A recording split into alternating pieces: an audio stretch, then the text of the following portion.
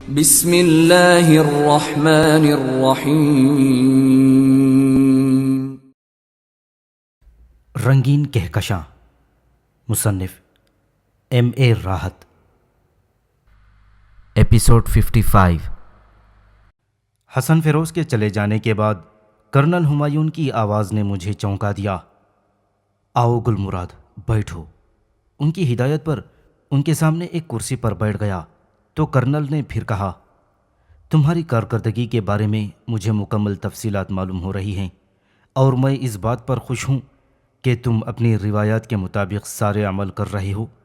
مجھے اس بات کا بھی علم ہو چکا ہے کہ تم نے وہ مشکل کام کر دکھایا ہے جو صدیوں سے بڑے بڑے لوگ نہیں کر پائے، یعنی ان دو قبیلوں کی دشمنی کو ختم کرا دینا۔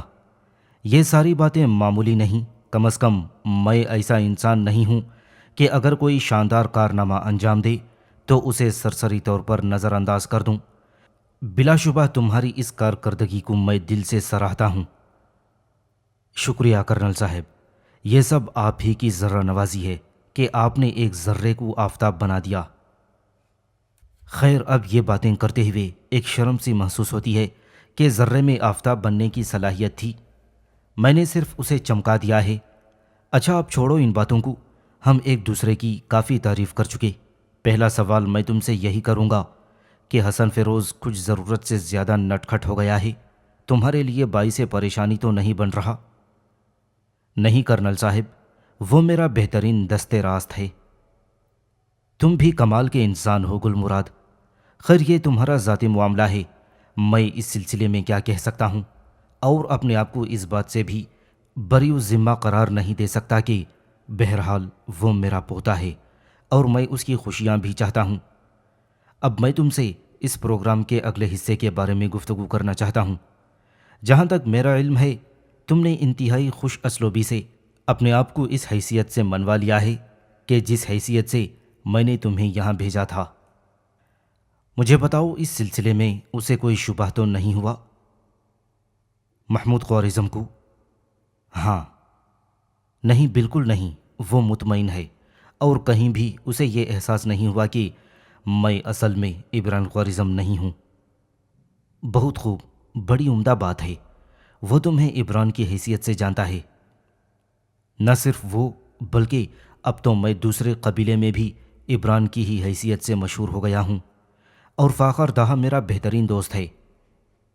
ہاں، یعنی ہم اپنے مرحلے میں پہلی کامیابی سے گزر چکے ہیں، چنانچہ میں چاہتا ہوں تمہیں اب دوسرے مرحلے میں داخل کر دوں۔ میں اس سلسلے میں آپ سے ہدایت چاہتا ہوں اور یہ جاننا چاہتا ہوں کہ کرنل، اس سلسلے میں آپ کی مداخلت کہاں تک ہے؟ کیا مطلب؟ جس طرح آپ یہاں قبیلہ عثمانیہ میں وارد ہوئے ہیں۔ دیکھو، میں ہر اس جگہ اپنی موجودگی ضروری محسوس کرتا ہوں جہاں مجھے تمہیں آگے کے لیے گائیڈ کرنا ہوتا ہے، ورنہ باقی سارے معاملات تو بہترین چل رہے ہیں۔ جی کرنل۔ بس تو پھر ٹھیک ہے، تم اپنا کام خوش اسلوبی سے سر انجام دیتے رہو، میرے بارے میں بالکل مت سوچو۔ یوں سمجھ لو کہ میں تمہارے کام سے بالکل مطمئن ہوں، اور یہ میں نے تم سے پہلے بھی کہہ رکھا ہے، جہاں کہیں مجھے یہ احساس ہوا کہ تمہیں مدد کی ضرورت ہو تو وہاں میں یقینی طور پر کسی نہ کسی شکل میں تم تک پہنچ جاؤں گا۔ یہ بات مجھے بڑی ڈھارس دیتی ہے کرنل صاحب، میں نے کہا۔ کرنل ہمایون سوچ میں ڈوب گیا تھا۔ اس نے کہا، اچھا یہ بتاؤ، ان ساری کارروائیوں کے دوران تمہیں اس بات کی وضاحت تو نہیں ملی ہوگی کہ اس پراسرار لڑکی کو دیکھو جو ہمارے کام کا اصل محور ہے؟ جی، مجھے اس بارے میں ابھی کچھ نہیں معلوم ہو سکا، اور حقیقت یہ ہے کہ میں یہ تک نہیں جان سکا ہوں کہ وہ محمود خوارزم کی شاندار حویلی کے کون سے حصے میں ہے۔ اس بارے میں مجھے علم ہو چکا ہے، حویلی کا آخری سرا بالکل محفوظ ہے اور وہاں عام لوگوں کو جانے کی اجازت نہیں، لیکن وہاں دو ایسے ملازم ہیں جو محمود خوارزم کے، یوں سمجھ لو کہ ہر طرح کے رازدار ہیں، یعنی وہ اس کی ہر مہم میں بھی شریک رہے ہیں۔ اس کے پاس جتنے نوادرات ہیں ان کی تفصیل بھی انہی کے پاس ہے، اور وہ دونوں ایک طرح سے یوں سمجھ لو کہ مقامی لوگ بھی نہیں ہیں۔ تو پھر افسوس ان کی قومیت کا صحیح اندازہ مجھے نہیں ہو سکا۔ پھر ٹھیک ہے، آگے؟ وہ 2 محافظ ہیں اور میں نہیں جانتا کہ محمود خوارزم نے اپنی اس مہم اور اس لڑکی کے حصول کے بارے میں اپنے بیٹے کو بتایا ہے یا نہیں۔ میرا مطلب ہے اسے جو اس دنیا میں نہیں ہے، یعنی عمران خوارزم۔ جی، تمہاری اہم ذمہ داریوں میں سے ایک ذمہ داری یہ ہے کہ تم یہ معلوم کرو کہ محمود خوارزم نے عمران خوارزم کو اس لڑکی کے بارے میں بتایا تھا یا نہیں۔ اگر اس بات کا علم ہو جائے تو لازمی امر ہے کہ صحیح صورتحال پر کام کرنے کا موقع مل جائے۔ حالانکہ یہ ایک مشکل کام ہے، میں نہیں کہہ سکتا کہ اس کے لیے کیا طریقہ کار بہتر رہے گا۔ میں نے کہا، تمہیں اس پر ورک کرنا ہوگا۔ بس یہ سمجھ لو کہ ہمارے کاموں میں اب دوسرا اہم کام یہی ہے۔ فرض کیجئے اگر اس نے اپنے بیٹے یعنی عمران خوارزم کو یہ بات بتائی ہوئی تھی تو مجھے اس سلسلے میں کیا کرنا ہوگا؟ بات کی بات بعد میں ہے، ہم اس بارے میں کوئی مناسب فیصلہ کر لیں، اس کے بعد ہمارا قدم آگے بڑھانا مناسب ہوگا۔ کوئی ترکیب تمہارے ذہن میں ہے؟ کرنل ہمایون نے پوچھا، لیکن میں نے کوئی جواب نہیں دیا۔ البتہ جہاں ہم لوگ بیٹھے ہوئے تھے وہاں عقب میں ایک کھڑکی تھی جو شیشوں سے مرصع تھی، اور اس وقت اس کا ایک شیشہ کھلا ہوا تھا۔ اس پر پردہ پڑا ہوا تھا، جس کی وجہ سے یہ احساس نہیں ہوتا تھا کہ اس کے پیچھے کوئی موجود ہو سکتا ہے۔ البتہ جب ہم سوچوں میں گم تھے تو کھڑکی سے ایک آواز ابھری۔ اس سلسلے میں سب سے بہتر ترکیب میں دے سکتا ہوں۔ میں اور کرنل ہمایون دونوں چونک پڑے تھے۔ کھڑکی کے شیشے سے حسن فیروز جھانک رہا تھا۔ کرنل نے غصیلی نگاہوں سے اسے دیکھا تو حسن فیروز نے کہا، ترکیب اگر شاندار نہ ہو تو چور کا حال وہ گل مراد کا۔ مجھے ہنسی آ گئی، لیکن کرنل سنجیدہ رہا۔ اس نے غصیلے لہجے میں کہا، ادھر سے گھوم کر اندر آ جاؤ۔ ماریں گے تو نہیں؟ آؤ۔ کرنل کی غراتی ہوئی آواز ابھری اور حسن فیروز نے جلدی سے پردہ ڈال دیا۔ چند لمحوں کے بعد وہ دروازے پر نمودار ہوا اور ڈرے ڈرے سے انداز میں اندر آ گیا تھا۔ اگر کوئی غیر معقول بات کہی تو حسن فیروز، اس وقت تمہیں معاف نہیں کیا جائے گا، کیونکہ انتہائی سنجیدہ گفتگو ہو رہی تھی اور تم نے اس میں مداخلت کی ہے۔ یہ تو آپ جانتے ہیں دادا جان کہ میری پھوکڑی میں کھوڑا ہے، اور جب اس کھوڑے میں تکلیف ہوتی ہے تو نہ جانے کیا کیا کر بیٹھتا ہوں میں۔ بلا وجہ کسی کی گفتگو میں ٹانگ اڑا کر اپنے لیے مشکلات مول لے لیتا ہوں، مگر قصور میرا نہیں ہے۔ آپ میرا علاج کروا دیجئے، ہو سکتا ہے ٹھیک ہو جاؤں۔ ویسے اس سلسلے میں جو کچھ کہنا چاہتا ہوں ہو سکتا ہے آپ کے کام کی بات ہو۔ ہاں، بکو بکو، کرنل نے بدستور غراتی ہوئی آواز میں کہا۔ ارے باپ رے، معاملات کافی سنگین معلوم ہوتے ہیں۔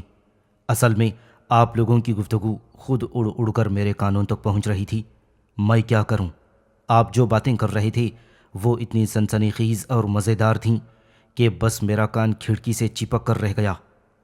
وہ جو آدمی آپ کے پاس آیا تھا دادا جان، کیا نام تھا اس کا؟ شاید آپ نے اس کا نام سوخان لیا تھا۔ کیا وہ موجود ہے یا واپس چلا گیا؟ وہ واپس چلا گیا ہے، مگر تم اس کے بارے میں کیوں پوچھ رہے ہو؟ دوسرا سوال، حسن فیروز نے کرنل ہمایون کے سوال کو نظر انداز کر کے کہا۔ کیا محمود خوارزم سوخان کو جانتا ہے؟ کرنل ہمایون نے چونک کر حسن فیروز کو دیکھا اور بولا، 100%۔ مگر کیوں؟ بس تو کام بن گیا، سمجھ لیں۔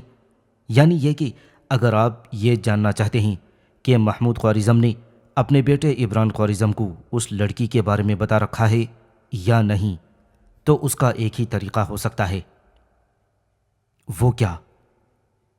آپ کہتے ہیں کہ سوخان یہاں سے چلا گیا ہے؟ ہاں، یہ میرا اندازہ ہے۔ اپنا معاملہ میرے سپرد کرنے کے بعد سوخان اپنی دنیا میں چلا گیا۔ اوپر کی دنیا میں؟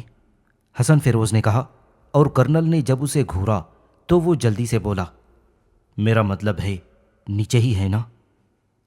ہاں، کرنل نے بدستور اسی لہجے میں کہا۔ آپ نے اس شخص کے چہرے پر یعنی اس پہاڑی کے چہرے پر عمران کا میک اپ کروایا ہے اور اتنا کامیاب میک اپ ہے کہ آپ نے اس شخص کے چہرے پر یعنی اس پہاڑی چہرے پر عبران کا میک اپ کروایا، اور یہ اتنا کامیاب میک اپ ہے کہ اس کا باپ تک اسے پہچان نہ سکا۔ ہاں، اس میں گل مراد کی صلاحیتوں کا بھی دخل ہے۔ ہاں ہاں، کیوں نہیں کیوں نہیں، کوئی اور باصلاحیت آدمی بھی مل سکتا ہے آپ کو، ایسا کہ جو سوخان جیسا جسم رکھتا ہو اور اس کے میک اپ میں سوخان کا کردار ادا کر سکے۔ مطلب؟ کرنل ہمایون نے پوچھا۔ اگر ایسا کوئی شخص نظر آ جائے تو آپ اس کے چہرے پر سوخان کا میک اپ کروا دیجئے اور کسی طرح سے اسے محمود خوارزم کے سامنے سے گزار دیجئے۔ بس آپ یوں سمجھ لیں کہ سارا مسئلہ حل ہو جائے گا۔ محمود خوارزم یقینی طور پر سوخان کو دیکھ کر بے چین ہو جائے گا، اور آخرکار اس کا بیٹا اس کی بے چینی کی وجہ تو پوچھ سکتا ہے، اور خاص طور پر ایسی شکل میں جبکہ وہ کرنل جہانگیر کے جیسا بیٹا نہ ہو۔ کرنل ہمایون کے چہرے پر ایک لمحے کے لیے حیرت کے نقوش نمودار ہوئے تھے، پھر اس نے میری طرف دیکھا۔ میں بھی سچ مچ حیران رہ گیا تھا۔ حسن فیروز واقعی کبھی کبھی ایسی تجویز پیش کر دیتا تھا جو ہم سب کو حیران کر دیا کرتی تھی۔ ابھی کچھ روز پہلے بھی ایسا ہی ہوا تھا۔ اس وقت کرنل ہمایون بہت مطمئن نظر آ رہا تھا۔ وہ بار بار حسن فیروز کی صورت دیکھ رہا تھا اور پھر میری، اور اس کے بعد اس نے آہستگی سے کہا، حسن فیروز، تم باصلاحیت ہو۔ حسن فیروز اکڑ گیا۔ پھر اس نے کہا، اصل میں گل مراد سے میں نے کہہ دیا تھا کہ مجھے ہر مہم کا انچارج بنا دیا جائے اگر اس مہم میں کامیابی حاصل کرنی ہو تو۔ اور اب تو یہ بات آپ کو معلوم ہو گئی ہوگی کرنل ہمایون کہ گل مراد کی کامیابی دراصل میری تجاویز کا نتیجہ ہے، وہ میرے بغیر کچھ بھی نہیں ہے۔ خیر، اس میں کوئی شک کی بات نہیں، اور نہ ہی اسے مذاق کا درجہ دے سکتا ہوں۔ یہ حقیقت ہے کہ میری ہر کامیابی میں حسن فیروز کا 100% ہاتھ ہوتا ہے۔ ارے پیارے بھائی، دل پر لے گئے، مذاق کا بھی برا مان جاتے ہو۔ نہیں دادا جان، پلیز، آئی ایم سوری۔ آپ مجھے بتائیے کہ کیا یہ تجویز اچھی نہیں رہے گی؟ بہت اچھی ہے، لیکن یہ سارا کام نہایت محتاط طریقے سے کرنا ہوگا۔ آپ ہی بتائیے کہ کیا آپ کسی ایسی جسامت والے آدمی کا بندوبست کر سکتے ہیں؟ تم دونوں نے بھی اسے دیکھا تھا، وہ کوئی ایسی خصوصیات کا حامل نہیں تھا، اچھا تندرست اور توانا تھا۔ ہاں، بس اس کے نقوش، لیکن یادداشت کی بنا پر میں اس کی تصویر بنا کر کارپورل جہاں زیب کو دے سکتا ہوں۔ وہ سارے کام کر دے گا، اور ایسے آدمی کا حصول بھی مشکل نہیں، لیکن کام بہت احتیاط کا ہے۔ اسے بس محمود خوارزم کے سامنے سے گزارنا ہے، اور محمود خوارزم کو یہ احساس دلانا ہے کہ سوخان یہاں یعنی قبیلہ عثمانیہ میں موجود ہے۔ محمود خوارزم بے چین ہو جائے گا اور یہ سوچے گا کہ سوخان کی یہاں موجودگی کیا معنی رکھتی ہے۔ واہ، بہت عمدہ تجویز ہے۔ میں حسن فیروز تمہیں داد دیتا ہوں۔ کیوں گل مراد؟ جناب، میں تو ہر دوسرے گھنٹے کے بعد انہیں داد دیتا رہتا ہوں۔ مجھے خوشی ہے کہ تم دونوں کے درمیان بہترین انڈرسٹینڈنگ ہے میری طرف سے، ورنہ یہ شخص مجھ سے قطعی تعاون نہیں کرتا۔ بری بات، غیبت نہیں کرتے۔ غلط حضور، غلط بول رہے ہیں۔ غیبت کسی کی غیر موجودگی میں کی جاتی ہے، حسن فیروز نے کہا۔ حسن، اگر تمہیں میری ذات سے کوئی تکلیف پہنچی تو اس کے لیے دادا جان کے سامنے میں تم سے معافی مانگتا ہوں۔ یہ تم دونوں کا ذاتی معاملہ ہے۔ ٹھیک ہے، میں سمجھتا ہوں کہ یہ ایک بہترین آئیڈیا ہے، اور اس آئیڈیا کا نتیجہ تمہیں فوراً معلوم ہو جائے گا گل مراد۔ اگر اس میں کامیاب رہو تو خاموشی اختیار کرنا، اور اس کے بعد یہ معلومات حاصل کرنے کی کوشش کرنا کہ لڑکی کا کیا قصہ ہے۔ اصل میں دونوں قبیلوں کو ملانے کا مطلب میں تمہیں بتا دوں کہ لڑکی کے معاملے میں مکمل طور پر فرقان دہا کو بھی معلومات حاصل ہیں، اور وہ یہ بھی جانتا ہے کہ لڑکی محمود خوارزم کے قبضے میں ہے۔ اگر یہ جانتا ہے تو کرنل ہمایون، پھر آپ مجھے یہ بتائیے کہ خود اس نے اس نفرت کی خلیج کو گرانے کی کوشش کیوں نہیں کی، کم از کم اسی نظریے کے تحت کہ اس لڑکی کے سلسلے میں بات آگے بڑھ سکے۔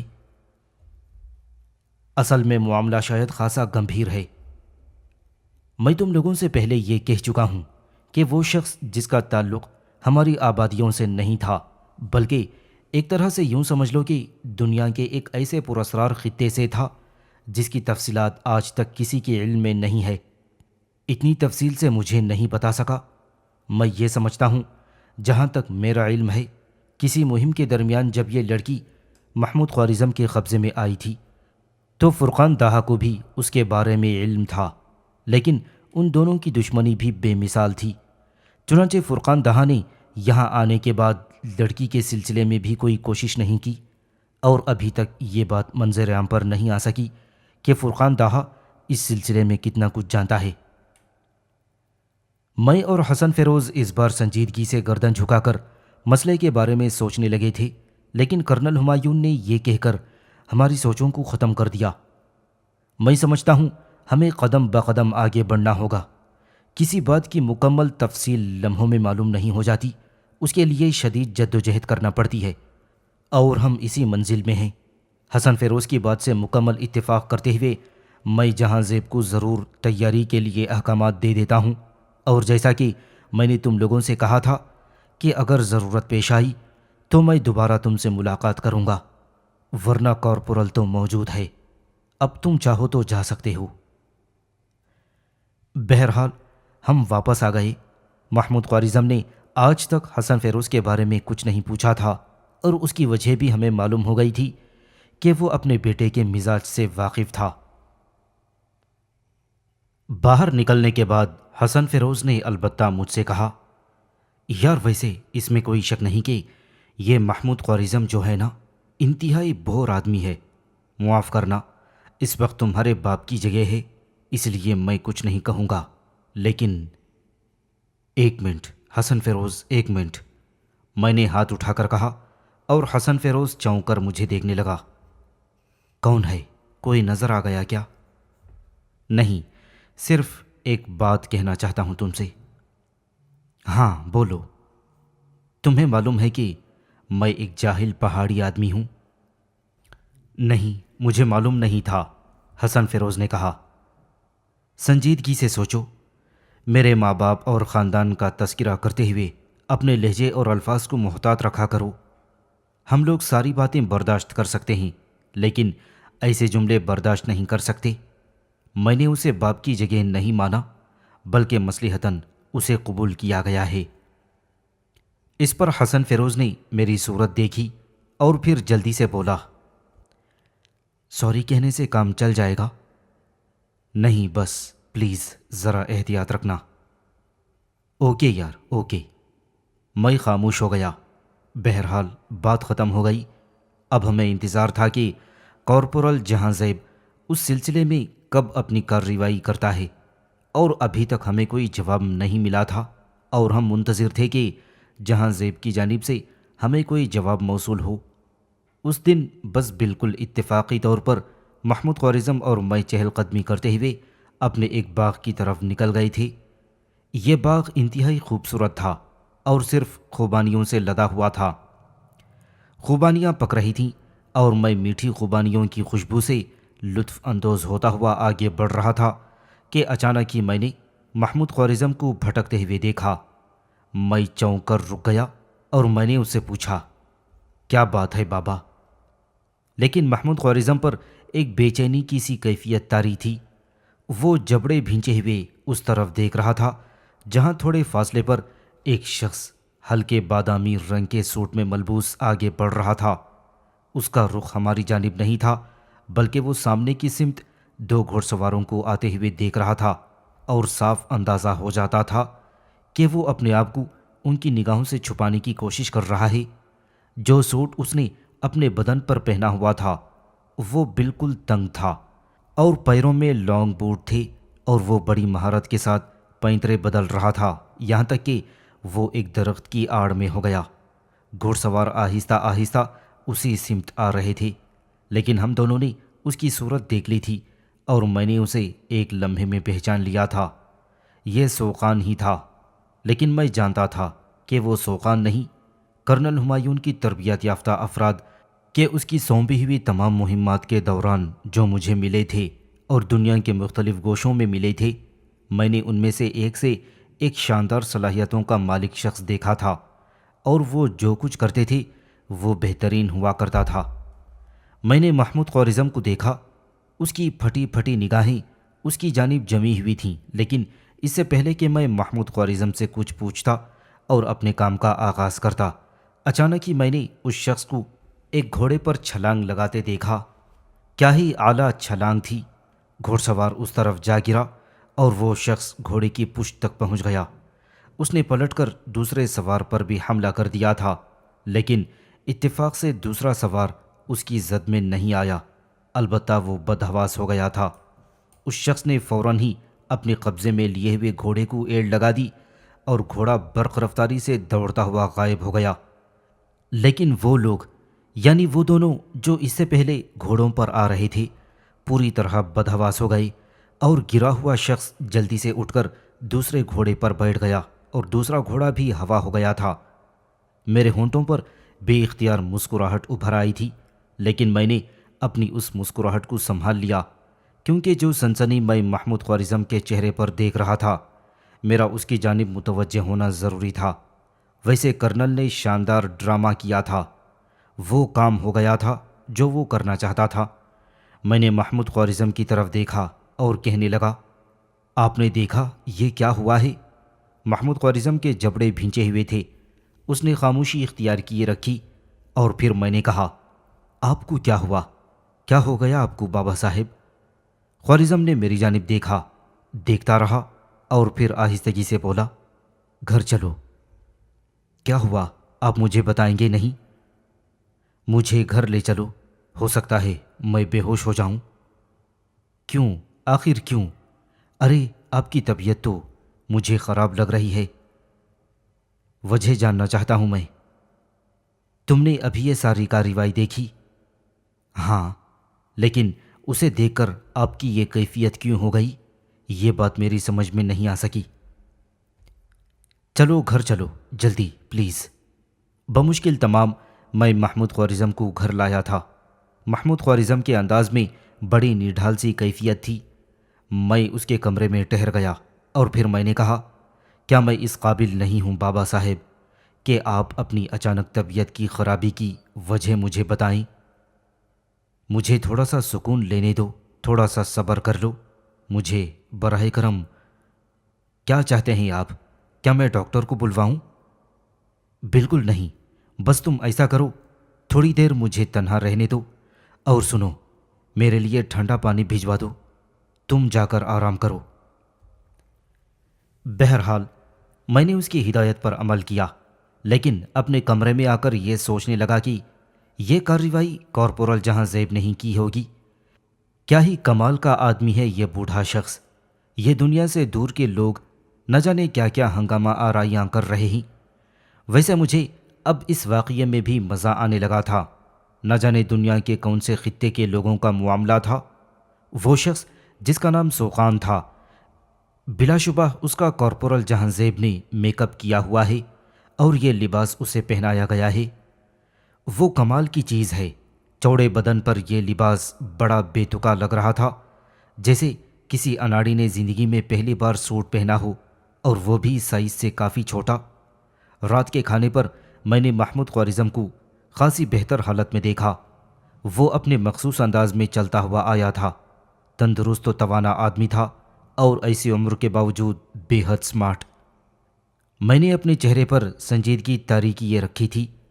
کھانا خاموشی سے کھایا گیا اور اس کے بعد میں اس سے کچھ کہے بغیر چلنے لگا تو محمود خوارزم نے کہا، سنو، رکو تو صحیح، بات سنو میری۔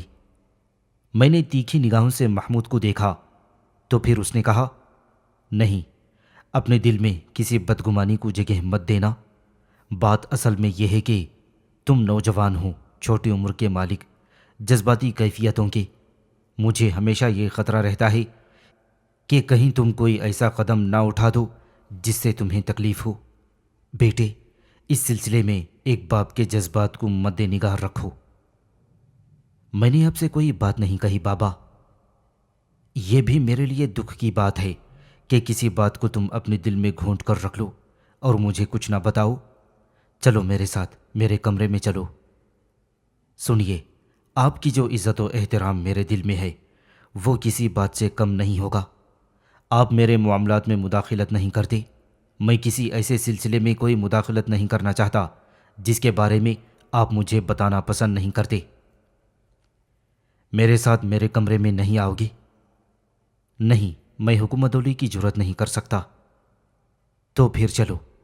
کچھ دیر کے بعد میں محمود خوارزم کے ہمراہ اس کے کمرے میں داخل ہو گیا تھا۔ اس نے مجھے اپنے بستر کے ایک گوشے میں بیٹھنے کا اشارہ کرتے ہوئے کہا، اصل میں بہت سے معاملات ایسے رہے ہیں جن میں نہ تم نے کبھی دلچسپی لی۔ عبران، اگر تم نے دلچسپی نہیں لی تو میں نے بھی تمہیں اس بارے میں کچھ نہیں بتایا۔ میں نے ہمیشہ یہ کوشش کی ہے عبران کہ تمہیں تمہاری خوشیوں میں آزاد رہنے دوں۔ تم جانتے ہو میں ایک مہم جو آدمی ہوں اور میں نے زندگی کا بیشتر حصہ دنیا کے پراسرار خطوں میں گزارا ہے۔ اس کائنات کی ایسی ایسی کہانیاں میرے ذہن میں ہیں جو عام لوگوں کے علم میں نہیں آتی۔ میں ان کہانیوں کی کتاب ترتیب دے دیتا، لیکن ایک بات میں جانتا ہوں کہ یہ کتاب جب میں ترتیب دوں گا تو دنیا کے بے شمار افراد میری زندگی کے دشمن ہو جائیں گے۔ وہ یہ جاننے کی کوشش کریں گے کہ جو کچھ میں نے اس کتاب میں لکھا ہے اس کی حقیقتیں کہاں تک ہیں، اور ہو سکتا ہے کچھ طاقتور افراد مجھے اغوا کر کے آخر تک لے جانے کی کوشش کریں جہاں ایک بار جا کر میں واپس آ چکا ہوں۔ آپ جانتے ہیں کہ ان تمام باتوں سے مجھے کوئی دلچسپی نہیں ہے۔ ہاں، یہی تو میں چاہتا ہوں کہ اب ان تمام باتوں میں دلچسپی لو تم۔ میں تمہارے مزاج کو دیکھ چکا ہوں، تم ایڈونچر پسند انسان ہو۔ وہ کچھ کرتے ہو جو عام لوگ نہیں کر سکتے، اور اس کی وجہ شاید تم کبھی نہ بتا سکو، لیکن میں تمہیں بتاتا ہوں۔ تمہاری رگوں میں جس باپ کا خون ہے اس کی بھی یہی فطرت ہے۔ میں نے دل ہی دل میں اپنے اس ناجائز باپ کو گالی دی جو مصلحتاً میرا باپ بنا ہوا تھا۔ میں نے اپنے منہ سے ایک لفظ ادا نہیں کیا، بس خاموش رہا۔ تو پھر وہ بولا، میرے بیٹے، کوئی ایسا راز نہیں ہے جو تم سے چھپانا ضروری ہے۔ سنو، حویلی کے اس آخری گوشے میں جو جگہ بنی ہوئی ہے، ایک بار تم اس طرف گئے تھے تو میں نے تم سے درخواست کی تھی کہ اس طرف نہ جاؤ، حالانکہ تم نے مجھ سے یہ نہیں پوچھا کہ میں وہاں کیوں نہ جاؤں، لیکن میں اس بات کی دل سے قدر کرتا رہا کہ میں نے تم سے جو کچھ کہا تھا تم نے اسے اہمیت دی، اور پھر دوبارہ میں نے تمہیں اس گوشے کی جانب جاتے نہیں دیکھا۔ وہاں دوسرے 2 آدمی تعینات ہیں۔ میں نے ان سے جب بھی پوچھا انہوں نے یہی بتایا کہ عبران خوارزم اس کے بعد اس طرف نہیں آیا تھا۔ عبران، دنیا کی کوئی ایسی بات نہیں ہے جو تم سے چھپانا چاہتا ہوں، کیونکہ تم میرے ولی عہد ہو۔ جیسا کہ تمہیں پہلے بتا چکا ہوں کہ معاملہ اس قدر سنگین نوعیت کا حامل ہے کہ تم سوچ بھی نہیں سکتے۔ ہم ایک ایسے جال میں گرفتار ہو گئے تھے، مگر نہیں، چلو میں یہ طلسم بھی توڑ دوں، پہلے تمہیں وہ سب کچھ دکھا دوں جو اب تک میں نے تم سے چھپایا ہوا ہے۔ وجہ میں بتا چکا ہوں، تمہارے پرجوش خون کو متاثر نہیں کرنا چاہتا، بس اتنی سی بات تھی۔ آؤ میرے ساتھ۔ بابا صاحب، میں نے جھجکنے کا اظہار کیا تو وہ بولا، نہیں، ساری غلط فہمیوں کو دل سے نکال دو۔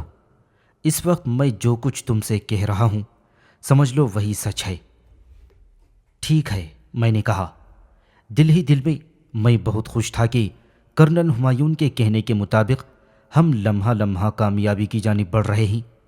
میں کئی راہداریاں عبور کرنے کے بعد آخرکار اس جگہ پہنچ گیا جو اس حویلی کا اختتامی حصہ تھا۔ یہاں ایک بڑے سے کمرے میں ایک در بنا ہوا تھا۔ اس در میں روشنی تھی اور روشنی میں نیچے جانے والی سیڑھیاں نظر آ رہی تھیں۔ اس در میں روشنی تھی۔ در کے قریب 2 افراد بیٹھے ہوئے تھے جن کے بارے میں واقعی یہ نہیں کہا جا سکتا تھا کہ ان کا تعلق کون سے ملک سے ہے۔ وہ مسلح تھے، مستعد تھے، لیکن ان کے نقوش۔ بہرحال ہم در سے اندر داخل ہو گئے، لیکن ایک بڑا سا تہخانہ تھا جس کے دروازے میں تالا لگا ہوا تھا۔ تالا کھول کر ہم اندر پہنچے تو اندر کا ماحول بے حد پرسکون تھا۔ بڑی ذہانت کے ساتھ ایسے انتظامات کر دیے گئے تھے کہ اندر بہترین روشنی اور ٹھنڈک رہے، اور اس کے علاوہ جہاں آرام و آسائش کے تمام انتظامات موجود تھے، وہ لڑکی اس وقت ایک انتہائی نفیس صوفے پر اسی طرح بیٹھی ہوئی تھی جیسے وہ اس ماحول سے کچھ آشنا ہو۔ اس نے لباس بھی بہت اچھا پہنا ہوا تھا، البتہ ایک خاص تبدیلی اس کے اندر نمایاں تھی۔ کوئی بھی انسان کسی اجنبی کو دیکھ کر ایک لمحے کے لیے ضرور چونکتا ہے، اس کی جانب متوجہ ہوتا ہے، لیکن وہ سامنے دیکھتی رہی تھی۔ اس نے ہمیں دیکھ کر کسی احساس کا اظہار نہیں کیا تھا۔ یہ ذرا غیر حقیقی بات تھی۔ میں نے اس کا چہرہ دیکھا، بھرپور جسم و جان کی مالک تھی، نقوش بھی بے حد دلکش تھے۔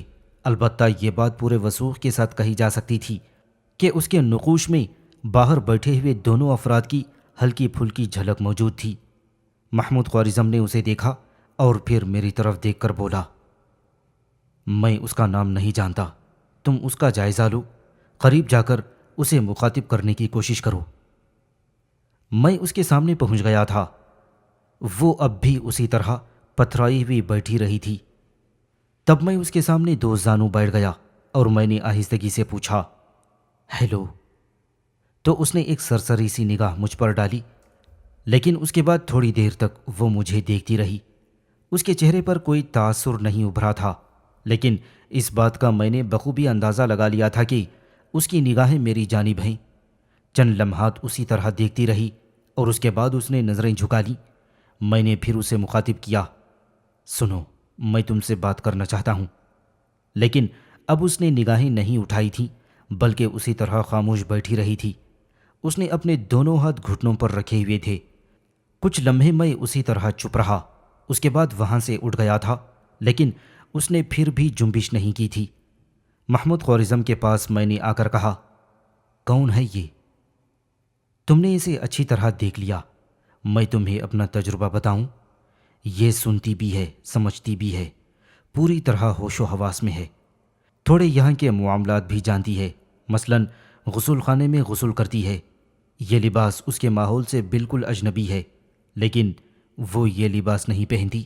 اس کے لیے میں نے اسے مقامی لباس کے البم دیے تھے، جس میں لباس کے ساتھ ساتھ تصویریں تھیں، اور ان تصویروں کو دیکھ کر اس نے یہ لباس پہننا سیکھ لیا۔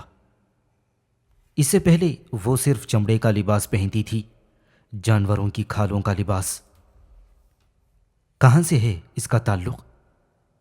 ایک ایسی جگہ سے جس کا نام دنیا کے نقشے پر موجود نہیں ہے۔ تم نے اینافاربیا کا نام سنا ہے؟